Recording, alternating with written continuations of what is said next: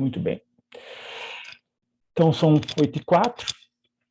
Vamos dar início ao nosso culto de instrução e prática de hoje. Convido a todos, então, para a gente fazer a nossa prece de abertura.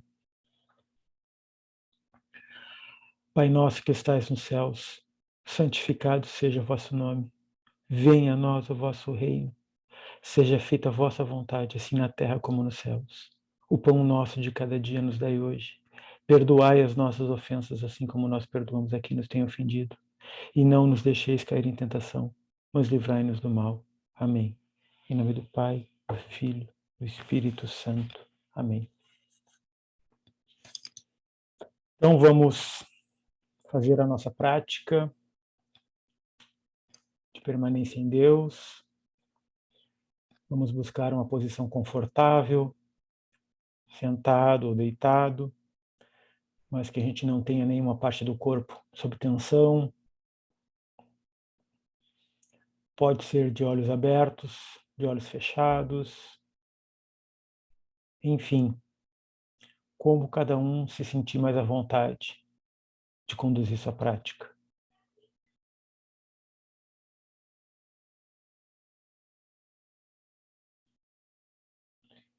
Inicialmente, vamos fazer algumas inspirações profundas.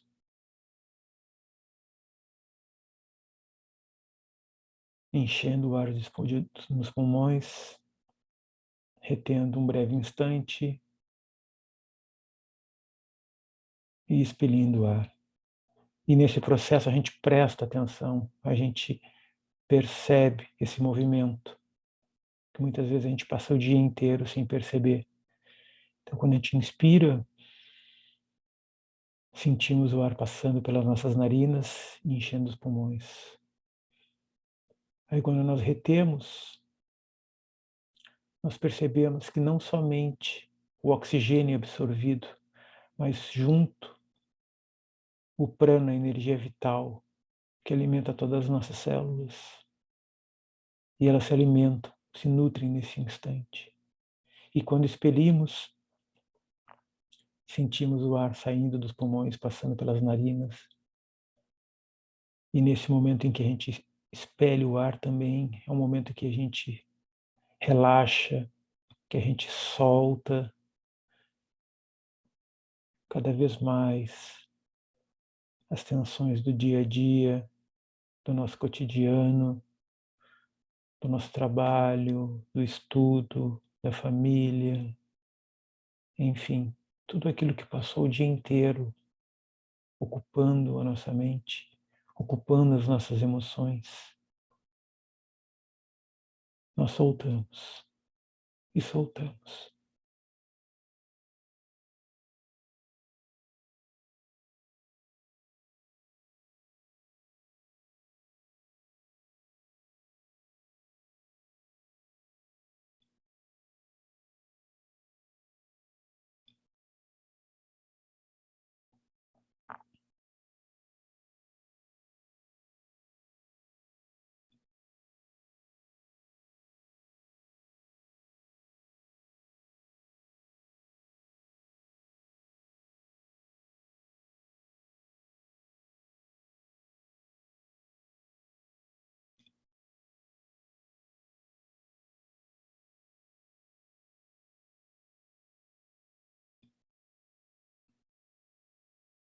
À medida em que soltamos, à medida em que não ficamos presos a referenciais, com pensamentos, emoções, memórias, sons externos, à medida em que soltamos todas essas expressões que nos perspassam, que nos atravessam, sem nos atermos em nenhuma delas, sem fazermos resistência a elas, simplesmente soltamos, deixamos que elas passem, assim como elas vieram.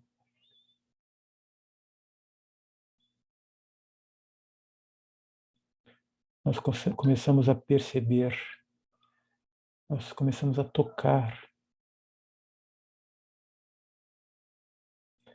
nesse fluxo de vida que nos atravessa, essa consciência, esse estado de relaxamento consciencial.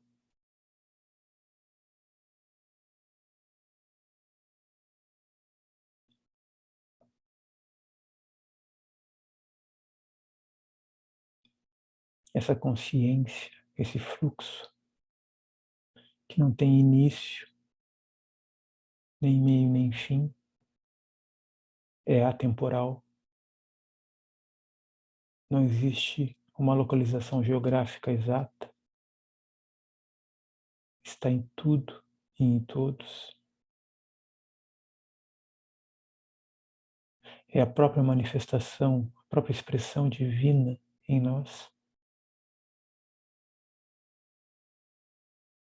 Quando percebemos isso, quando tocamos nisso, nós estamos comungando com a onipresença e com a onisciência de Deus.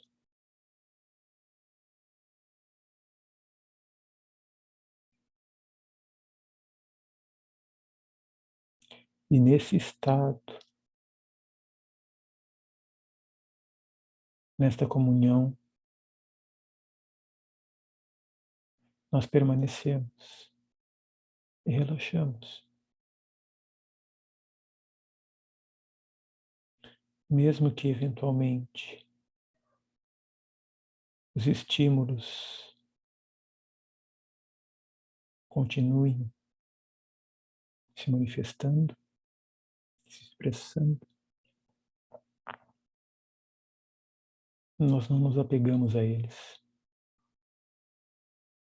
Nós permitimos que sigam o seu fluxo. Vejam, se não existe um impulso em não pensar, em não sentir, que é a nossa tendência, não existe a reação a esta ação nossa. E no momento que não existe ação, não existe reação. No momento que não existe essa dualidade, existe simplesmente um fluxo. E essa consciência, essa onipresença, essa onisciência, é como se estivesse por detrás disso tudo. É o pano de fundo disso. É o nosso íntimo, que pouco a pouco nós vamos tateando, nós vamos percebendo, vamos nos familiarizando novamente. E desta forma,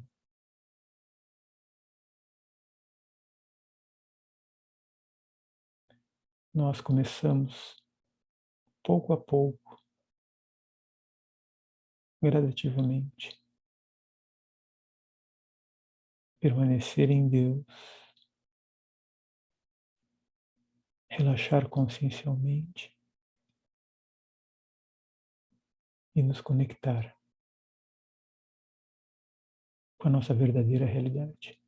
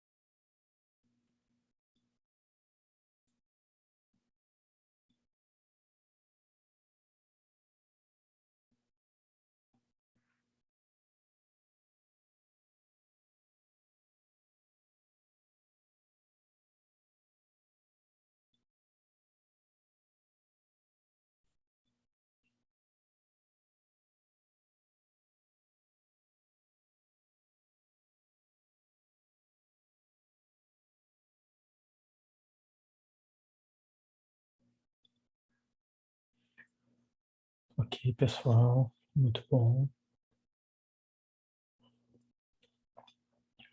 Vamos voltando devagarzinho, sentindo o corpo, respirando, mexendo, se mexendo um pouco na cadeira.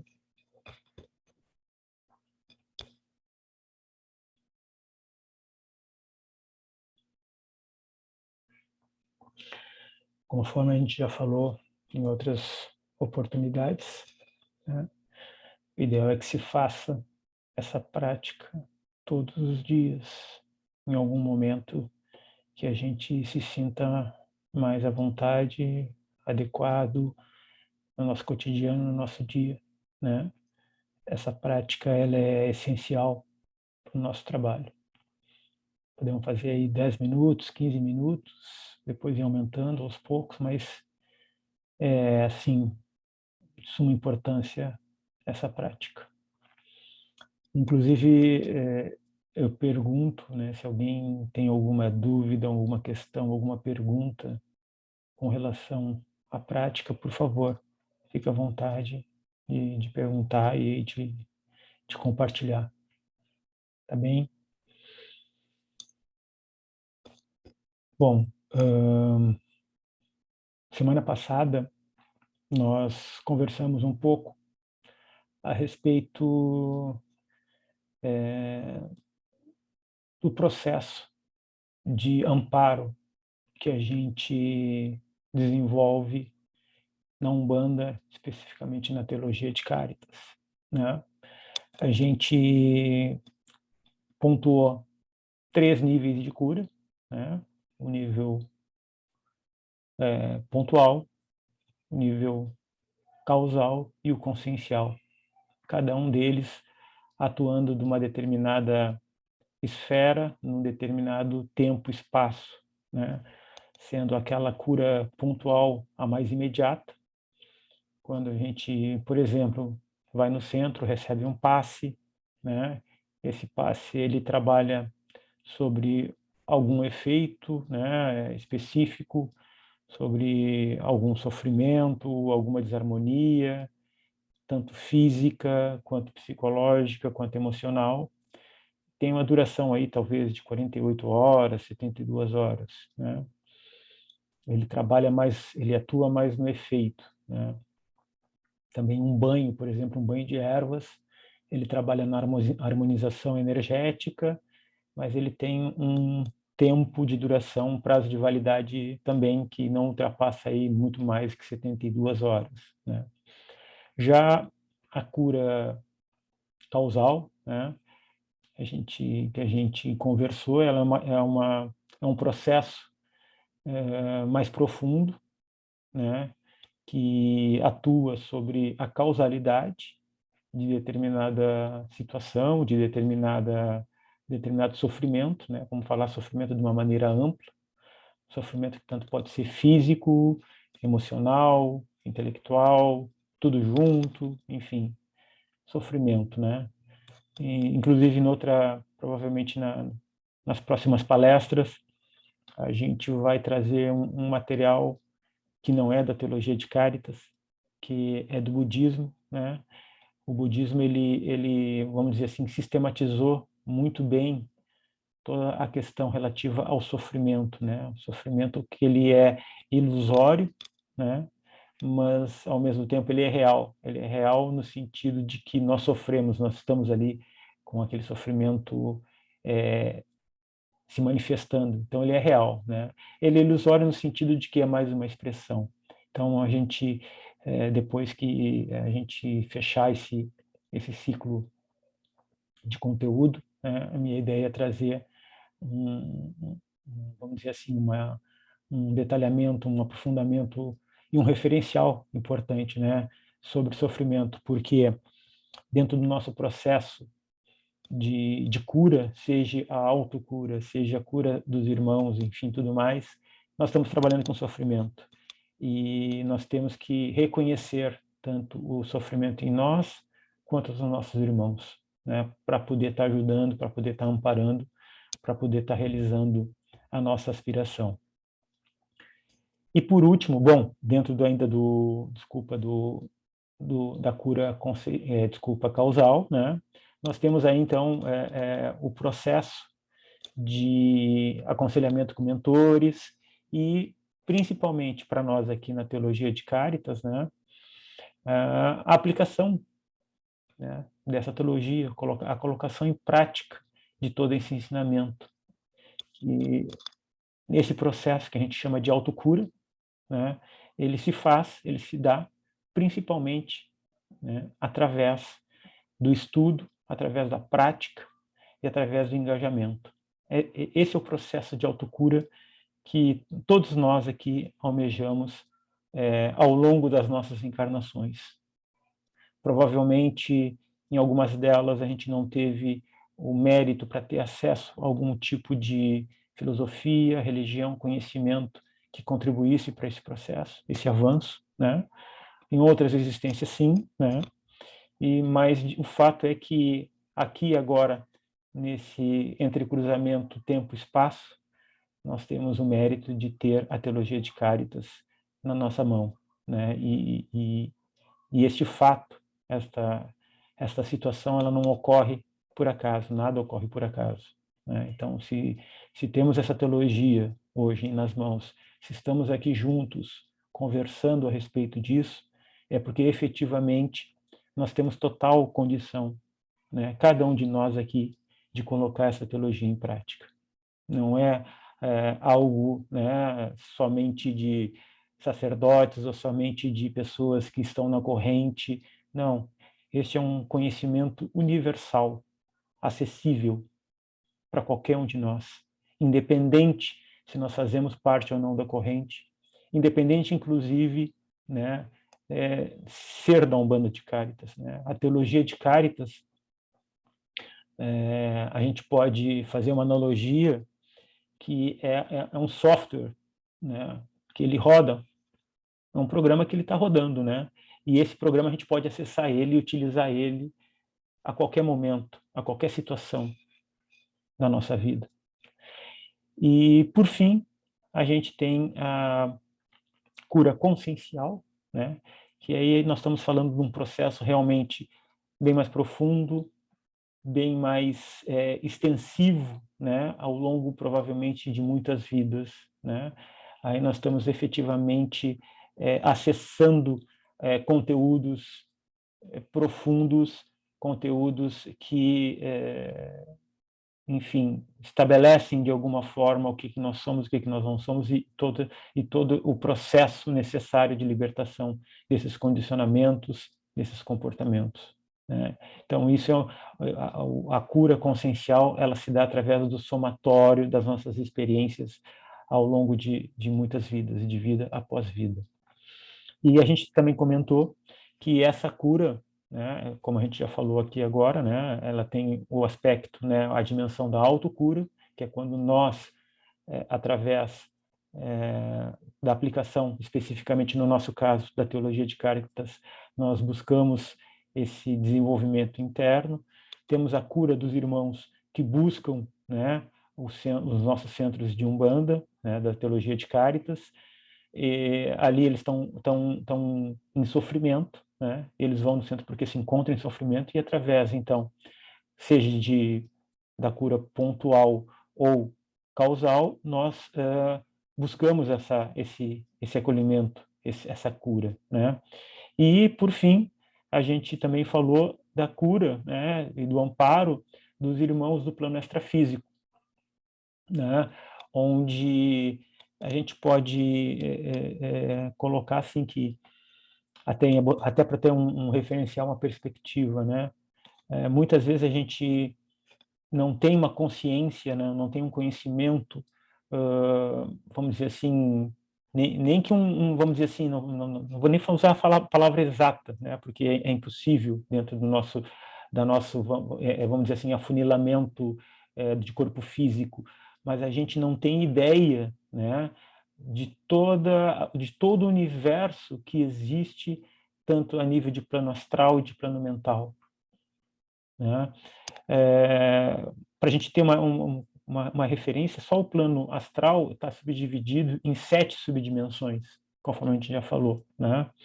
E ainda, dentro desse plano astral que a gente falou, dentro desse umbral que muitas vezes a gente fala, né? Hoje, no planeta Terra, encarnados, nós temos aproximadamente 8 bilhões de espíritos, né? Algumas estimativas de algumas linhas espíritas dão a conta aí que existem hoje por volta de 60 bilhões de espíritos gravitando no planeta Terra, né? Então, isso aí é para dar uma dimensão da complexidade que existe no plano astral, né? Por outro lado ainda, né, que muitas vezes a gente também não tem não fez essa reflexão. Se a gente tem, né, vamos dizer, a partir da individualização, né, de Deus através de cada espírito, né, nós viemos densificando e descendo de um corpo causal para um corpo mental, para um corpo astral ou perispírito, depois para um corpo físico até chegar, um corpo vital até chegar no físico, quando esses dois são indissociáveis. A gente tem a ideia de que o mundo real é esse que nós vivemos, é o plano físico, né? Só que não, muito antes pelo contrário, né? O plano físico é um esboço, né? É um rascunho do plano astral e do plano mental. Então, se nós temos algum plano, né, que seja real, este nosso que não é o plano astral, plano mental, plano causal, que são muito mais reais do que deste plano físico, né? E por questões, inclusive, de materialidade, né? O plano astral é muito mais plástico, né? O plano mental também é muito mais plástico que esse nosso plano físico, né? Então, hoje em dia, basta a gente ligar a televisão e nós vamos perceber inúmeras, infinitas realidades acontecendo ao mesmo tempo, né? No outro lado do mundo, né? Em vários locais, né? Seja a nível de cultura, seja a nível religioso, seja a nível político, seja a nível de evolução tecnológica. Então, hoje na Terra, por exemplo, nós temos desde índios primitivos na Amazônia, com pouquíssimo contato com a civilização, até, por exemplo, né, situações high-tech, como a gente tem no Japão, em Tóquio, a conectividade e tudo mais. Isso no plano físico. Vamos imaginar isto no plano astral amplificado, na exponencial, né? E ainda, né, por esta maleabilidade, por essa flexibilidade que existe no plano astral, nós ainda temos, como nós fizemos há 2 semanas atrás, um trabalho aqui numa Charqueadas em Pelotas, né? Nós temos espíritos irmãos ainda vivenciando aquela situação que foi experimentada lá talvez em 1700, 1800, né? Existem relatos em alguns livros do Robson Pinheiro, né, que existem ainda romanos no Vaticano, vestidos de romanos, né, que fazem lá a guarda, enfim, tem interações. Então, isso tudo é só para ilustrar a complexidade que é o plano astral, né? E a necessidade que existe, né, do amparo, do cuidado de todos esses irmãos, né? Vocês imaginem, né, os espíritos radicais, né? Não necessariamente somente em religião, né? Mas radicais em política, radicais em materialismo. A radicalidade, ela aprisiona, né, no plano astral, formando aqueles bolsões de sofrimento que a gente tem, essa negatividade, né, que gera esse aprisionamento, essa cristalização dessa situação. Então, por isso que existe esse trabalho da Umbanda de Cáritas, né, de trabalho de libertação, um trabalho de acolhimento, um trabalho que, conforme a gente falou, ele tem, né, pelo lado do plano espiritual, os mentores, né, mas pelo lado no plano físico, né, os mentores se utilizam da nossa energia, né, do nosso ectoplasma, da nossa, enfim, dessa energia, vamos dizer assim, densa do plano etérico, mas que ela é rica, né, em tratamentos necessários para esses irmãos que estão em sofrimento. né? Então, esse trabalho que é feito no plano astral, o plano espiritual, ele tem algumas etapas, existe a identificação, né, desses bolsões de sofrimento, de irmãos que é possíveis de serem resgatados, porque nem todos estão ainda em condições de serem resgatados, ainda não vamos dizer assim, não consumiram ainda aquela negatividade, aquele aprisionamento, ainda se encontram muito presos a isso.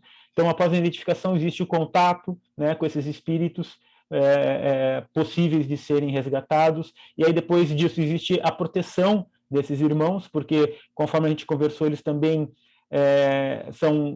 estão ali de uma forma sendo utilizado, né, por consciências com maior negatividade, e esse sofrimento muitas vezes é utilizado como matéria-prima para vários tipos de manipulação, né, de inteligências extremas, né, e vocês imaginem que lá também, nesse plano astral, existem inteligências muito significativas, né, mas para o lado da negatividade. Então, eles se utilizam desse sofrimento, né?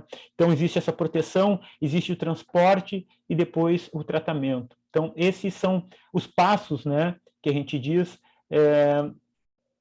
de acolhimento e de tratamento desses irmãos espirituais. E esse é um dos grandes trabalhos que é feito no centro de Umbanda, né?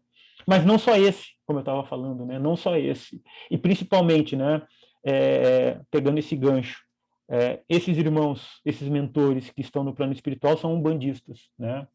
E nós, enquanto trabalhadores de um centro de Umbanda, né, nós emprestamos, né, os médiuns emprestam o seu veículo físico para que esses mentores possam realizar o trabalho, né?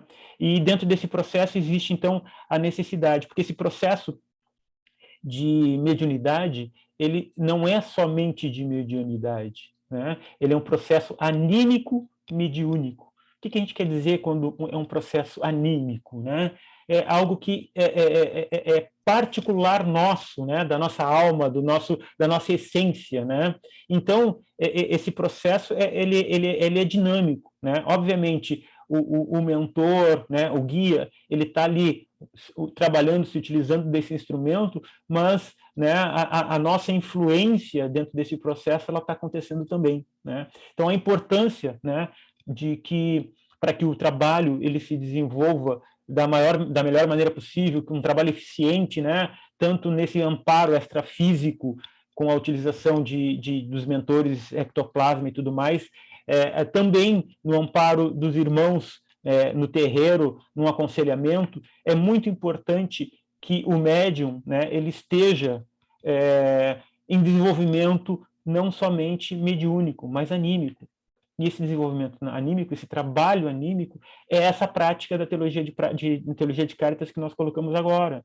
Seja o trabalho de permanência em Deus, o trabalho da permanência na presença de Deus, o estudo da teologia, o entendimento e o engajamento nesse processo, desse amor, engajamento na manifestação desse amor fraterno, não somente dentro do terreiro, não somente na prática formal, mas durante todo o dia, a todo instante, né?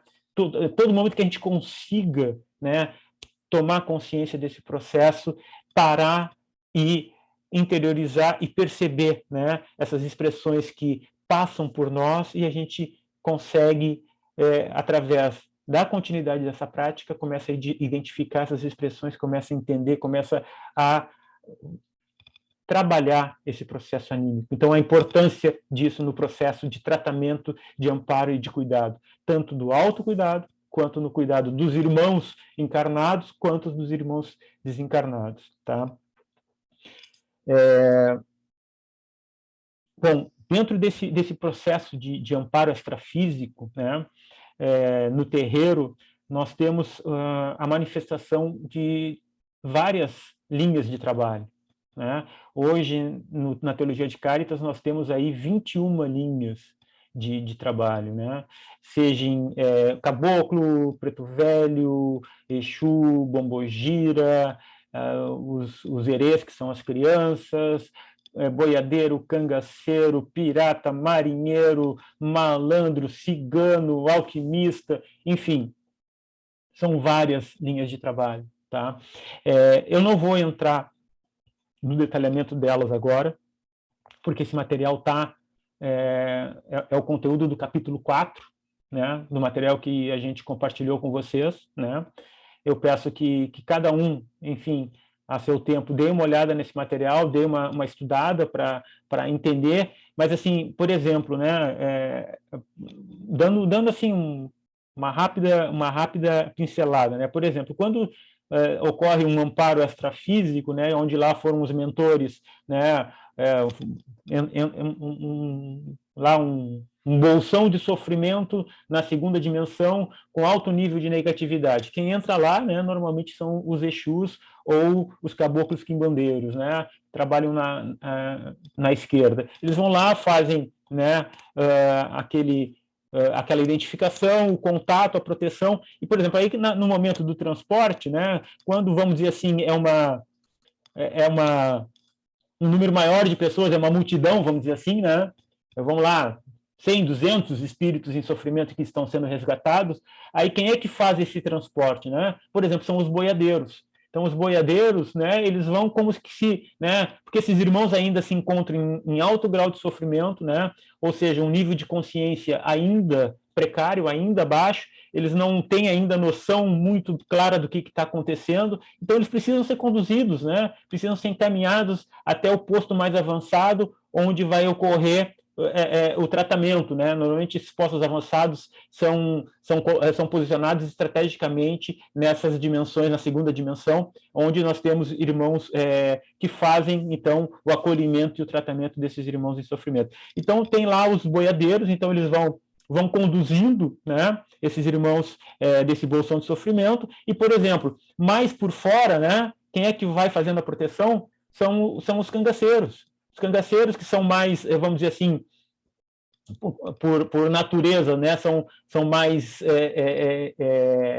vamos dizer assim, aguerridos, né, tem um histórico de confronto, de batalha, então eles vão por fora, né, fazendo como batedores, protegendo, né, esse grupo, né, esse avanço dos boiadeiros com esses irmãos de sofrimento. Então eles trabalham, né, em conjunto, em harmonia, tudo planejado, né, não é nada assim ao acaso, não, vamos lá, vamos ver o que dá, não. Todo esse trabalho ele é muito bem planejado pelos mentores, né, de como fazer, quando fazer, com quem fazer, né? Muitas vezes nós temos trabalhos com marinheiros e piratas, né, porque envolve um outro tipo de energia, né? Por exemplo, bom, tem que entrar lá num oco dos infernos onde tem uma festa rave, por exemplo. Quem é que vai lá? Vai uma bombogira disfarçada né, com vestida de festa, ou um malandro, enfim. Então, os mentores, né, eles se utilizam desses arquétipos, né, para se caracterizar, né, e se misturar dentro desse universo imenso que é o plano astral, né? Então, peço para vocês que deem uma lida nesse material, tá? Que é muito interessante, né? E que, enfim, faz parte do nosso, vamos dizer assim, do nosso amparo extrafísico, tá? Bom, tem também na sequência, né, desses capítulos também algumas orientações a respeito de banhos, de ervas, de utilização de velas, dos elementos. Também, da mesma forma, tá, eu peço para vocês darem uma lida, né, porque é muito, vamos dizer assim, muito descritivo, né, e vamos dizer assim, em termos, ele tem um conhecimento, com certeza, importante, essencial para o nosso trabalho, mas ele é um conhecimento aplicado, né? Que ele, vamos dizer assim, serve muito mais como um material de consulta, né? Em função de alguma necessidade de amparo, de alguma situação específica, tá? Então, ali também traz bem detalhado ali a utilização desses elementos, né? Muitas vezes muita gente pergunta, mas por que a gente precisa utilizar esses elementos, né? Por que são, como assim, alguns dizem, não, são muletas, né? Ou seja, são escoras que a gente utiliza para enfim, inclusive para, por exemplo, fazer uma meditação, botar um incenso, né? Mas, na realidade, a gente esquece, né? Nesse sentido, quem fala isso, que nós estamos num plano físico. nós fazemos parte dessa materialidade. E essa materialidade, como nada está separado, como nada está tudo conectado, esses elementos, eles têm determinada vibração, eles têm determinada influência, né? E eles sim podem nos ajudar, né, a realizar a cura, a facilitar nossa meditação, né? Por exemplo, um banho de ervas, a gente tem ali uma consciência, né? Uma planta é uma consciência viva, né? E como a gente está muito atrelado à perspectiva humana, né, da nossa existência, nós esquecemos dessa realidade, né, vamos dizer assim, paralela que existe, né? No plano astral, né, no plano vital, no plano etérico, né, as plantas têm lá seus corpos também, têm os elementais, né, uma árvore, uma planta é um corpo físico de um ser, né, que se manifesta também no plano etérico, no plano astral, no plano mental. Então, está tudo conectado. E quando nós nos utilizamos de uma erva, por exemplo, nós estamos nos conectando com essa essência, né? Com essa consciência curativa, né? A função das plantas no planeta Terra, né? Ela, obviamente, além de manter esse ecossistema, essa vida de Gaia, né? Como florescimento, né? As plantas também estão aqui para nos auxiliar no nosso crescimento, né? Na nossa evolução, através justamente desse processo de consciência que elas trazem, né? Esses bálsamos, essa desmagnetização, essa magnetização, essa limpeza, enfim, nós temos diversas espécies, cada uma com a sua característica, cada uma com a sua energia, cada uma com a sua consciência, e estão aí disponíveis para o nosso uso, né? Então, esse é o princípio, né? Os elementos materiais, eles nos auxiliam, seja num ebó, seja numa vela, seja num charuto, seja num ponto riscado, tudo são elementos materiais que nos auxiliam no nosso trabalho no terreiro e no trabalho de amparo dos nossos irmãos. Tá?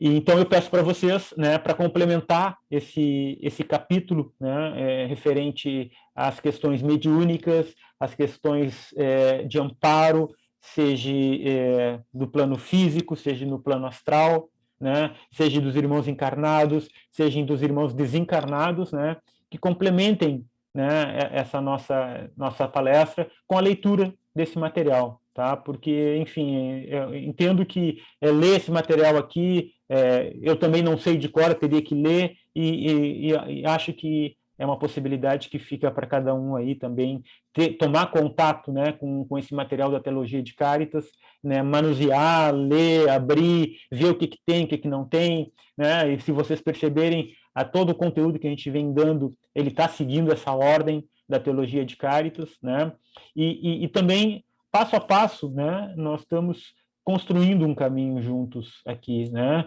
Porque por mais que cada um de nós aqui, até da própria corrente, a gente vem estudando, a gente tem contato, a gente toca nesse material, a cada vez que a gente pega é uma nova oportunidade, é uma nova visão, é um novo momento, né? Que a gente pode ler o mesmo parágrafo em diferentes momentos e ele pode mudar completamente o significado para nós, em função das experiências que a gente vai tendo, né?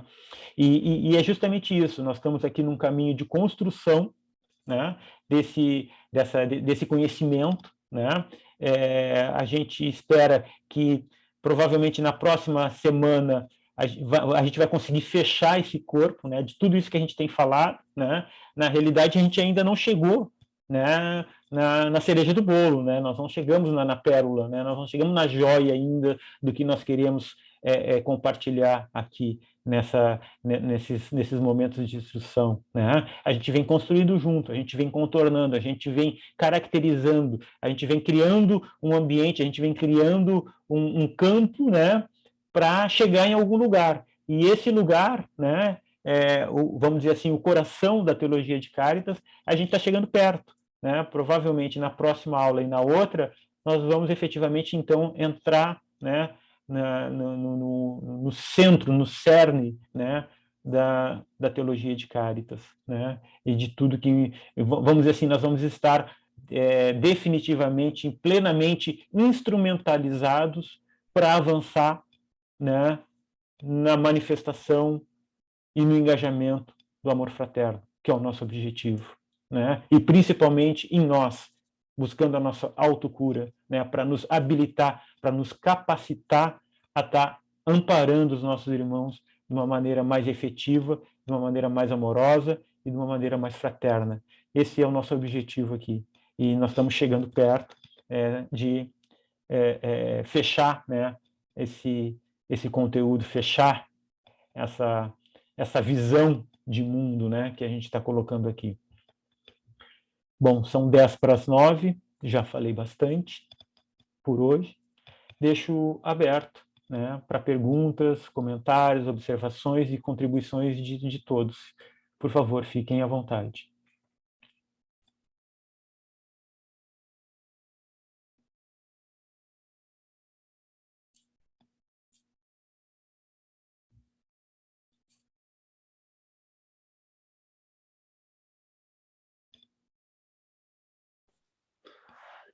Vou agradecer as palavras, irmãos. Irmão, na realidade, foi muito... foram palavras de muita instrução. Teve muitos assuntos abordados que, dentro da Umbanda, são muito salutares, são muito instrutivos, principalmente para o pessoal que não acompanha, né? O pessoal que está vendo a Umbanda a primeira vez. Tem coisas muito técnicas, é claro, muitas dentro da linha de trabalho, das linhas de trabalho, mas que é interessante para dar uma pincelada, e os irmãos que estão vendo as aulas como instrução conseguem perceber o quanto amplo é o amparo da Umbanda, o quanto os guias, eles se moldam ao lugar onde eles têm que fazer o amparo, como no exemplo que tu deu dos cangaceiros, dos marinheiros, dos malandros.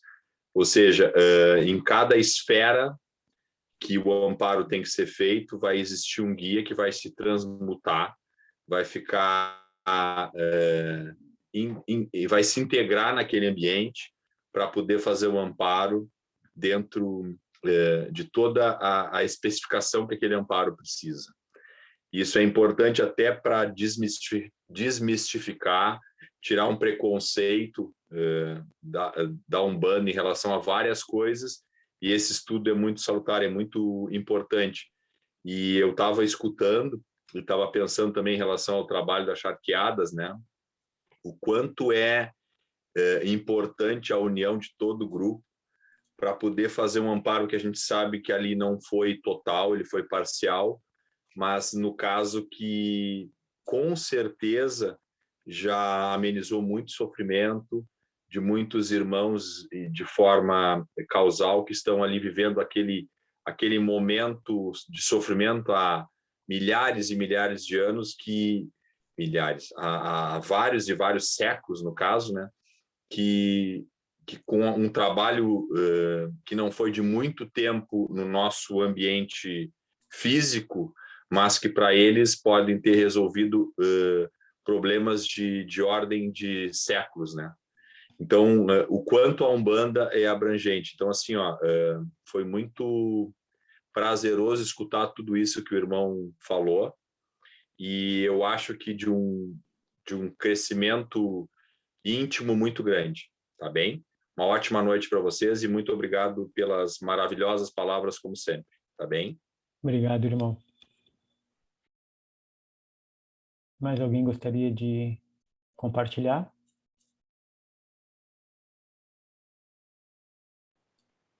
Te agradecer também, Lúcio. Gratidão. Que bom, Aprendi Adriana. muito. Que bom. Que Mais bom. um pouquinho. Fico feliz.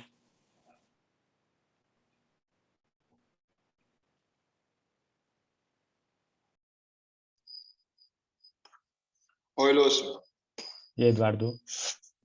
Oi, como todos também te agradecer, muito obrigado, muito bom a instrução, e dentre Todas essas coisas que já foi falado, tu falou e o Rodrigo repetiu agora da parte das linhas de trabalho, tu também chegou a tocar uma hora, e é bom ressaltar sempre, eu acho, assim, né, para todo mundo que nem a gente está falando que está chegando, que aquilo que o fundador falou lá no dia da fundação, que é a manifestação do Espírito para a prática da caridade.